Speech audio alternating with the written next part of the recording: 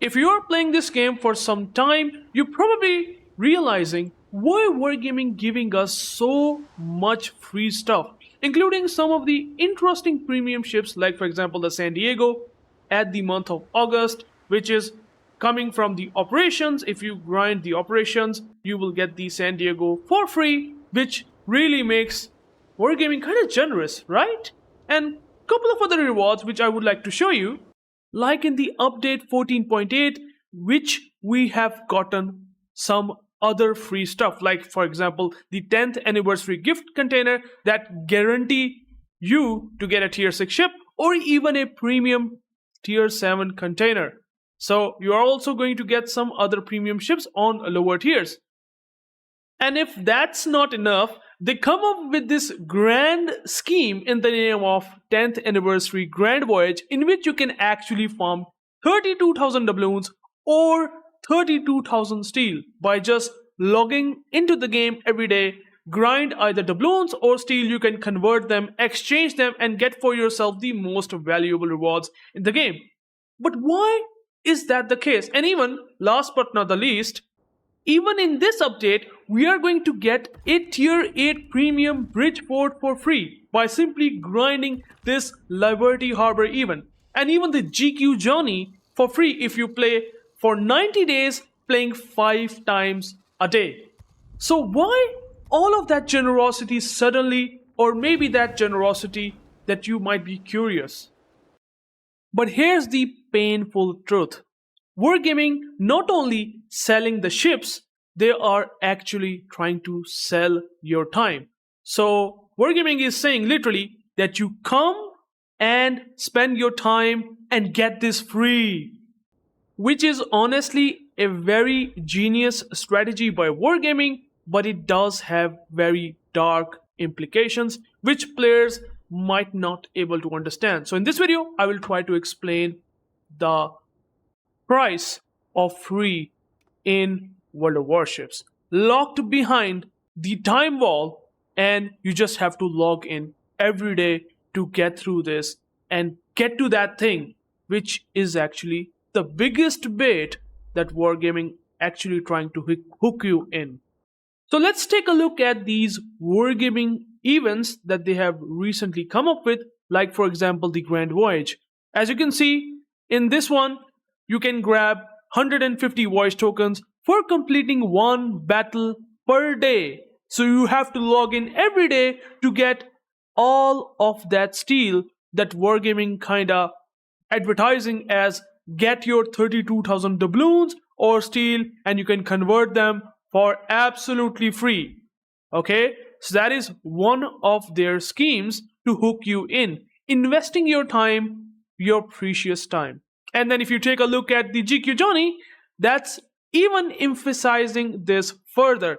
And here they are saying get one of the year's most iconic ships for free by playing for 90 days. So what they are doing is to hook you in for 3 months straight, playing 5 battles a day.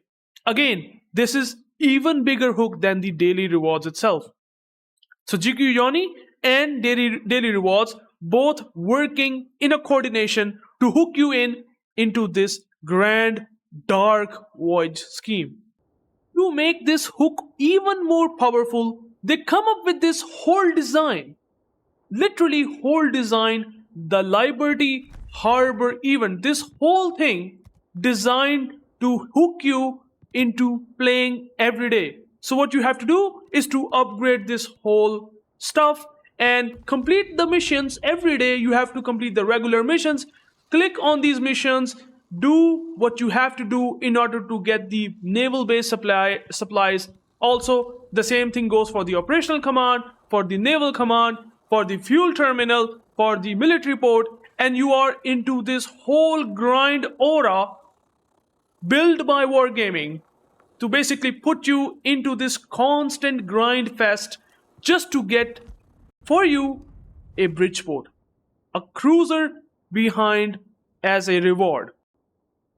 But you might say in defense that the game feels rewarded. As you can see, Wargaming created the memory box area exactly for that. So you're going to get 20,000 gold, you're going to get a lot of blue boosters, if you like it that way, and a cruiser. So you will be getting rewarded. But this game now owns your schedule. That's right, it literally becomes a part-time job, because if you don't complete these missions every day, well, you won't be able to get to the Bridgeport. You won't be able to grind the Grand Voyage event. You won't be able to get 32,000 doubloons or 32,000 steel that Wargaming proudly advertises in this whole grand scheme that is actually in their favor. And sometimes you're not playing because you want to, but you need to. You have to. You have to complete these regular missions. Okay? You have to complete these regular missions if you are a co player. You have to complete these regular missions if you do have a lot of ships in the port, which makes a bit life easier, but still you have to log in every day to just get these naval base supplies and ultimately be able to upgrade the buildings and ultimately be able to get to have a memory note which progresses very slowly. It's time based. It's just a matter of 2 months before you even able to get to Bridgeport. Or if you are finding it hard to spend your time, well, Wargaming giving you the alternate option. Very genius strategy. And that is that you pay money instead of your time. So you can upgrade for literally doubloons if you are not willing to pay the time. This one is time and this one is money. Very genius by Wargaming. This whole design of the Liberty Harbour is exactly based on FOMO, exactly based on this psychological behavior that you have to hook and get to that point. Sell your time, all of that to get this ship, Bridgeport.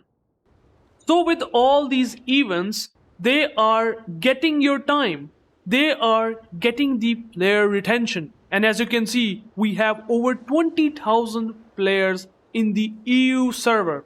And that has boosted since the start of August, when they come up with several events like the Grand Voyage event, the San Diego ship from the In the Name of Tomorrow event, the GQ Journey that you can grind for 90 days playing 5 times a day. And then we get tier 7 premium container from the anniversary rewards. And then we are also going to get the Bridgeport from the Liberty Harbour. And then we're going to get more free stuff in the upcoming months.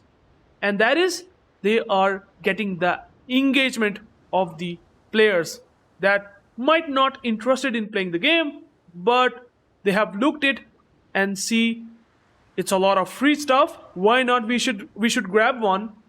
And that is the hook Wargaming wants from you. With this all free stuff, the Wargaming server got boosted a lot by a lot of free to play guys. And you might be thinking these are free to play guys. How Wargaming will be getting some of the money from them because they are free to play guys? How they will pay some money? Well, the reality is pretty simple. They are basically making your routine first. So what they want is to play the game every day. In order for you to spend even remotely a penny, they want you to make this habit a routine. That, for example, oh, there's a San Diego, why not we should get this ship? And they will bait you into buying your time, or they just want to give you the ship and they will take all of your time. And you basically get into this habit, into this routine. And if you look at the Liberty Harbour, this is the key definition of that. The design of the Liberty Harbour is such that they want your time, not money. Money will come eventually, because if you set yourself in that part-time job routine, and if you have this FOMO, oh, if I don't complete the mission, well, I'm just gonna lose everything. And that's exactly what Wargaming will try on your mind. They are psychologically manipulating you in this way that you don't even know that it is happening, which is the reality, the dark reality of this game.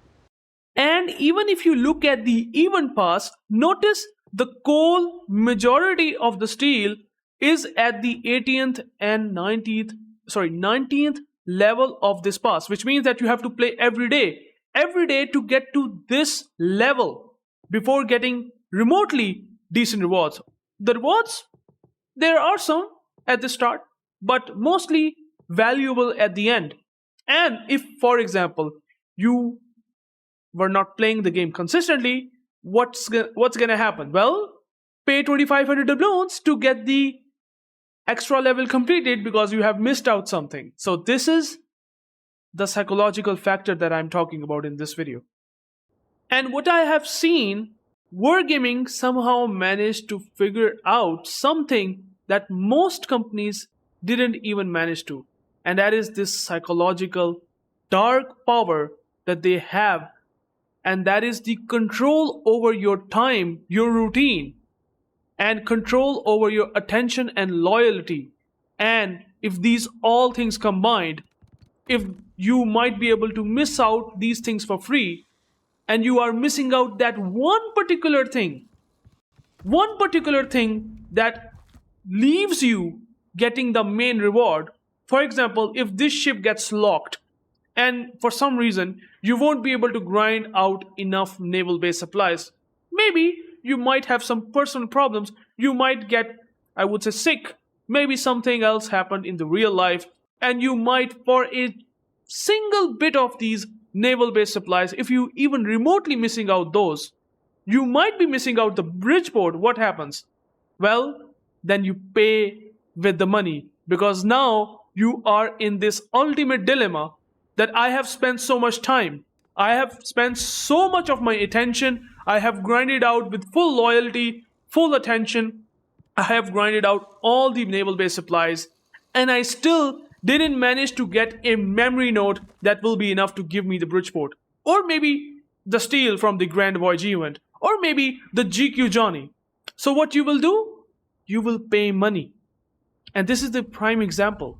And this is the reason why, if you did not able to upgrade by using these naval base supplies, there is always a way to upgrade it for doubloons, so that you skip that time that Wargaming, well, first of all, initially wants from you, but you didn't able to. Now you have to spend the real money. And that is the hook that they have done in the Bridgeport, in the Grand Voyage event, in the GQ Johnny. All these new ships, or I would say the older ships like the San Diego, all of them is the big hook that you might get trapped into. So thank you guys for watching. I want to showcase you this dark side of these free events and time that you are spending in this game. So I would say, go out, have a walk, take care your family and friends, and have some, maybe a night, maybe a beer, maybe some drink, maybe a wine, maybe something that you feel happy to take, and just don't care sometimes about this game. If you are really hooked in, take a break. Thank you guys for watching, and peace out.